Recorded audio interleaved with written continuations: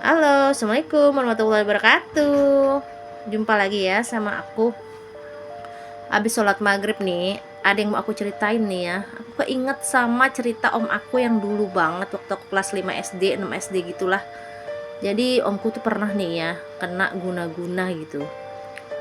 Ya aku juga baru oh ternyata beneran loh ada gitu kan, hal kayak gitu gitu. Itu terbukti banget dan nyata banget ya, aku sebagai saksi hidup itu ya waktu itu. Jadi kan om aku tuh kejadiannya pas puasa. Aku ceritain dulu deh, om aku tuh latar belakangnya seorang supir waktu itu, supir Metro Mini nih kawan-kawan. Nah, supir Metro Mini yang deket-deket sama rumah nyokap waktu itu. Jadi nyokapku ini tinggalnya dulu di Jakarta Timur, di daerah Duren Sawit ya. Nah, si omku ini kan supir nih Metro Mini, suka mampir nih ke rumah nyokap, karena nyokapku itu kan tinggal sama oma juga. Oma itu mamahnya gitu kan. Nah, mamahnya omku sama mamaku. Jadi dia suka mampir tuh di situ kan. Pada bulan puasa itu omku mau buka puasa tuh ceritanya tuh. Kita udah masak kolak. Nah, si om kan, "Ayo nyendok" gitu kan. Waktu itu agak gerimis nih kawan-kawan, gerimis gitu kan suasananya tuh. Belum terawih sih waktu itu, orang masih habis buka puasa banget kita. Nah, nyendok lah tuh ya kolak lah, aku, mama gitu kan, terus si omaku sama omku satu lagi kan, semuanya pada nyendok tuh. Nah, yang paling belakang tuh omku waktu itu kan. Pas dia nyendok itu ada suara petir jeger gitu gede banget di genteng dapur aku gitu kan. Nah, omku bilang, "Ih, suara apaan tuh?" gitu. Nah, mamaku juga bilang, kok ada suara?" gitu. Jadi di atas kompor, persis di atas kompor yang ada kolaknya itu. Nah, terus si oma bilang, "Besok coba dicek," disuruh cek gitu kan ke papaku waktu itu almarhum. Itu takutnya nanti gentengnya ada yang bocor apa gimana gitu. Soalnya kan kalau sekarang kan nggak bisa ya, udah malam terus gerimis gitu. Udah kita nggak curiga nih kawan-kawan, akhirnya udah makan nih kolak kan. Omku terakhir kan nyendok, aku nyendok, mama nyendok, om terakhir, semua pada makan tuh bareng tuh makannya ya. Nah, sehabis makan kolak, omku itu kayak orang kepanasan. Dia buka baju, buka celana gitu ya, telanjang gimana sih, neket gitu.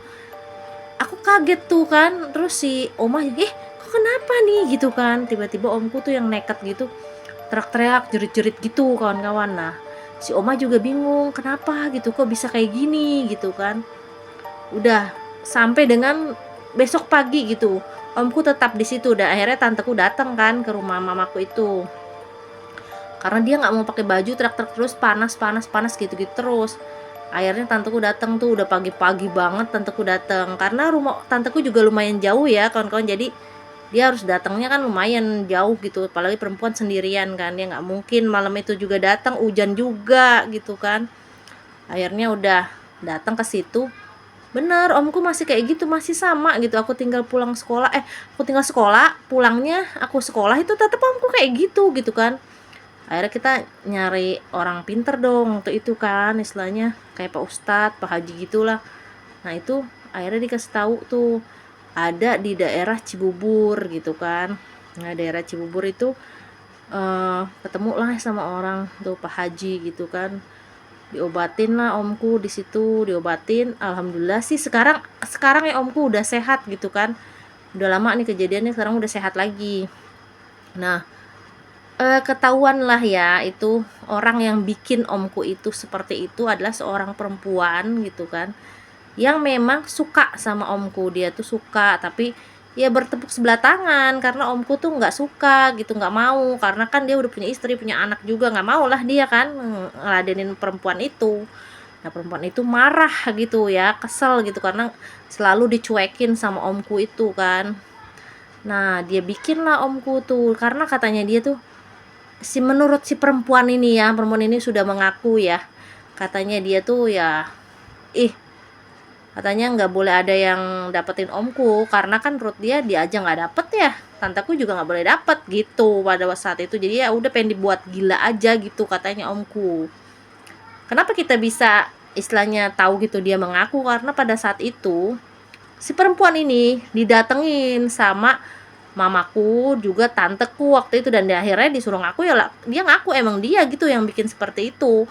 karena dia tuh saking cintanya gitu sama omku, tapi sayang sekali ya omku tidak gitu kan. Waktu itu begitu kawan-kawan ceritanya, dan itu nyata real banget ya di depan mata tuh aku lihat sendiri, yang kayak petir gitu jeger gitu di atas dapur nyokap waktu itu kan.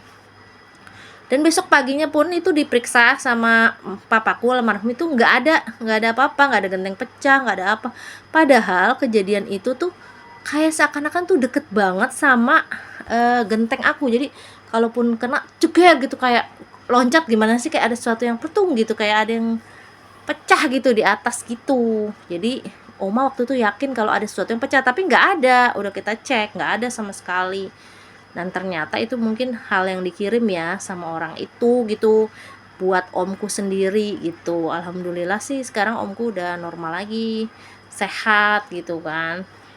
Pokoknya serem deh, bener-bener yang kejadian ini tuh real banget, nyata gitu. Nyata ada orang yang jahat banget kayak gitu kan.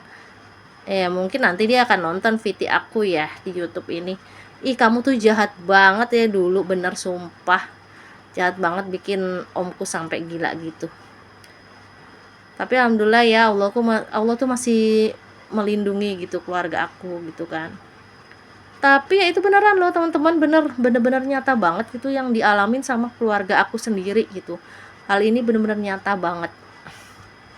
Dan bener itu yang dibilang tuh ada petir gitu ya, benar itu kejadian seperti itu, nyata real. Aku sebagai saksinya ya, masih hidup waktu itu kelas 6 SD. Aku inget banget omku gimana teriak-teriak panas gitu. Serem deh pokoknya.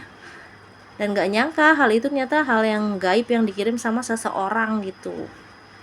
Tuh kawan-kawan, oke ceritanya. Udah itu aja ya cerita dari aku. Dadah, assalamualaikum warahmatullahi wabarakatuh.